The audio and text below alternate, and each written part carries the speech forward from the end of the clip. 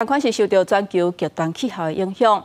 北非国家摩洛哥甲中东国家约旦最近拢受到热影的侵袭，气温是一直突破新高。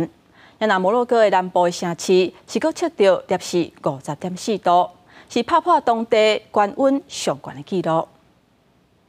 热家挡袂牢，矿泉水规罐对头壳顶倒。中东国家约旦连续第2天拄到热天气侵袭，受到阿曼普隆时正热烈的市区，出来踅过游客只敢剩剩几个尔。当地人讲是这些人度过上热的天气。انت شايف الولد مسطول بشطب ما فيش حدا فيش حركه فيش شغل والدنيا حم كثير وعلم ما بتنزل كثير الوضع كثير شوف يعني بديش اوصف لك الشغل اللي انا فيه طلع مي مش قادر بدير عليه مي 10 دقائق بتلاقي فيش ولا نقطه كله بنشف كله بروح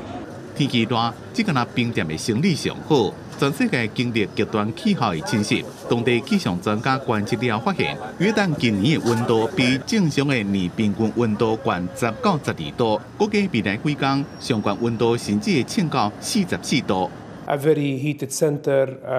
moved from the Arabian Peninsula towards the capital and the main cities. Temperatures are expected to reach more than 40 degrees